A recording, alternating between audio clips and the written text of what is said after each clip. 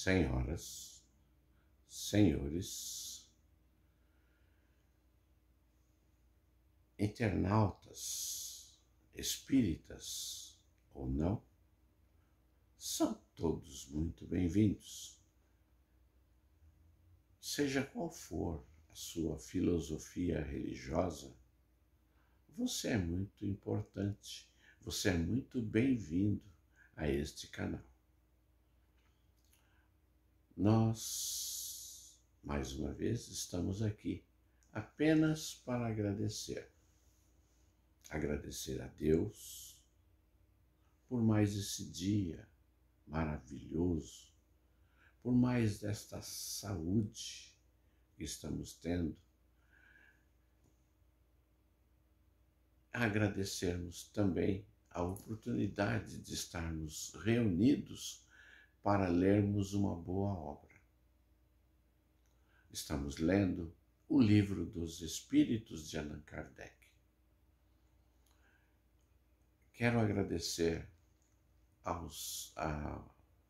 Divino Mestre Jesus pela sua companhia e agradecer aos nossos mentores, nossos amigos espirituais, por cooperar conosco, nos auxiliar na limpeza, na purificação do ambiente, para que nada venha prejudicar esse pequeno trabalho. E agradecer especialmente a você pela sua paciência e pela sua visualização, e principalmente pelos seus comentários, pois através desses comentários é que nós modificamos e aperfeiçoamos esse trabalho. Então, seus comentários é importantíssimo. Como disse, estamos lendo o Livro dos Espíritos de Allan Kardec, o nosso codificador. Por volta de 1857, Allan Kardec reuniu venerando os espíritos verdadeiros imortais e fez esta pergunta de número 1001 aos imortais. A pergunta de 1001 é: nenhum mérito haverá em assegurarmos para depois de nossa morte emprego útil aos bens que possuímos? Abre aspas. Os imortais responderam assim: nenhum mérito não é o termo. Isso sempre é melhor do que nada. A desgraça, porém, é que aquele que só depois de morto dá é quase sempre mais egoísta do que o generoso. Quer ter o fruto do bem sem o trabalho de praticá-lo. Duplo proveito tira aquele que em vida se priva de alguma coisa. O mérito do sacrifício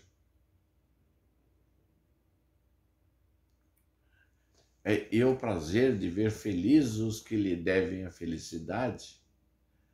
Lá, porém, está o egoísmo a dizer-lhe: o que dás, tiras ao teu gozo. É como o egoísta fala mais alto do que o desinteresse e a caridade. O homem guarda o que possui, pretextando suas necessidades pessoais e as exigências de sua posição. Lastimai aquele que desconhece o prazer de dar. Acha-se verdadeiramente privado de um dos mais puros e suaves gozos, submetendo-o à prova da riqueza, tão escorregadia e perigosa para o seu futuro. Houve Deus, por bem, conceder-lhe como compensação a ventura da generosidade de que já nesse mundo pode gozar. Fecha aspas. 1002. Que deve fazer aquele que, em artigo de morte, reconhece suas faltas quando já não tem tempo de as reparar? Basta-lhe, nesse caso, arrepender-se? Abre aspas. O arrependimento lhe apressa a reabilitação, mas não o absolve. Diante dele, não se desdobra o futuro que jamais se lhe tranca. Fecha aspas.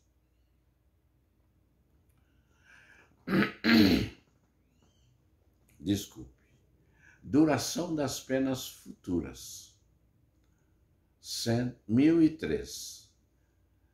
É arbitrária ou sujeita a uma lei qualquer a duração dos sofrimentos do culpado na vida futura? Abre aspas. Deus nunca obra caprichosamente, e tudo no universo se rege por leis em que a sua sabedoria e a sua bondade se revelam. Fecha aspas. 1004. Em que se baseia a duração dos sofrimentos do culpado? Abre aspas. No tempo necessário a que se melhore, sendo o estado de sofrimento ou de felicidade proporcionado ao grau de purificação do espírito, a duração e a natureza de seus sofrimentos depende do tempo que ele gaste em melhorar-se. À medida que progride e que os sentimentos se lhe depuram, seus sofrimentos diminuem e mudam de natureza. Fecha aspas. Esse comentário pertence a São Luís, um dos imortais que cooperaram com Allan Kardec no Livro dos Espíritos. 1005. Ao espírito sofredor, o tempo se afigura tão ou menos longo do que quando se estava vivo? Abre aspas. Parece-lhe mais longo, para ele não existe o sono, só para os espíritos que já chegaram a certo grau de purificação. O tempo, por assim dizer, se apaga diante do infinito. Fecha aspas. 1006. Poderão durar eternamente os sofrimentos do espírito? Abre aspas. Poderia, se ele pudesse ser eternamente mau, isto é, se jamais se arrependesse e melhorasse, sofreria eternamente.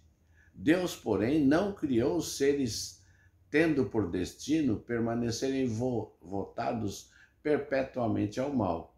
Apenas os criou a todos simples e ignorantes, tendo todos, no entanto, que progredir em tempo mais ou menos longo, conforme decorrer da vontade de cada um. Mais ou menos tardia pode ser a vontade, do mesmo modo que há crianças mais ou menos precoces. Porém, cedo ou tarde, ela aparece por efeito da irresistível necessidade de que o espírito sente de sair da inferioridade e de se tornar feliz. Eminentemente sábia e magnânima é, pois, a lei que rege a duração das penas, porquanto subordina essa duração ao esforço do espírito, jamais o priva do seu livre-arbítrio. Se deste faz ele mau uso, sofre as consequências. Fecha aspas. É de autoria de São Luís, mais essa mensagem. 1007. Haverá espíritos que nunca se arrependem? Abre aspas. Há os de arrependimento muito tardio. Porém, pretender-se que nunca se melhorarão, fora negar a lei do progresso e dizer que a criança não pode tornar-se um homem. Fecha aspas. São Luís. 1008. Depende sempre da vontade do espírito a duração das penas? Algumas não haverá que lhe sejam impostas por tempo determinado? Abre aspas. Sim, ao espírito podem ser impostas penas por determinado tempo, mas Deus, que só quer o bem das suas criaturas, acolhe sempre o arrependimento e infrutífero jamais fica o desejo que o espírito manifesta de se melhorar. Fecha aspas. Mais uma de autoria de São Luís.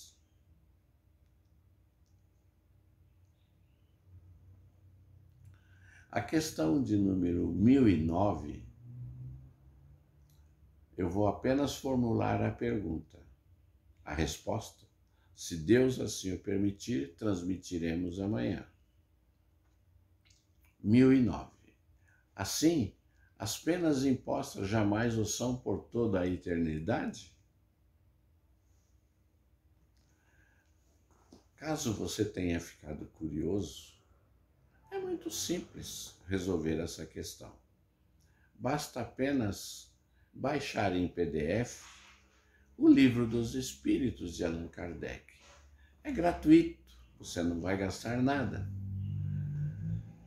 E o aplicativo é muito pequeno e não vai tomar muito espaço no seu celular, no seu tablet ou no seu computador.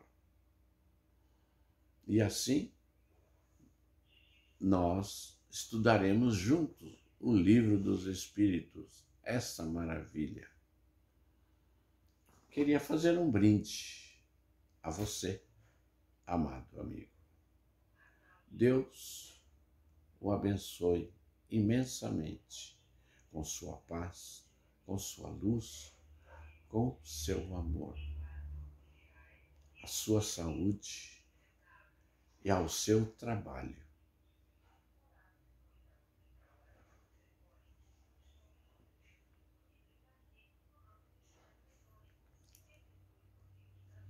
Fique com Deus.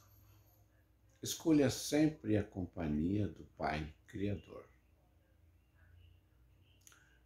Mais uma coisinha.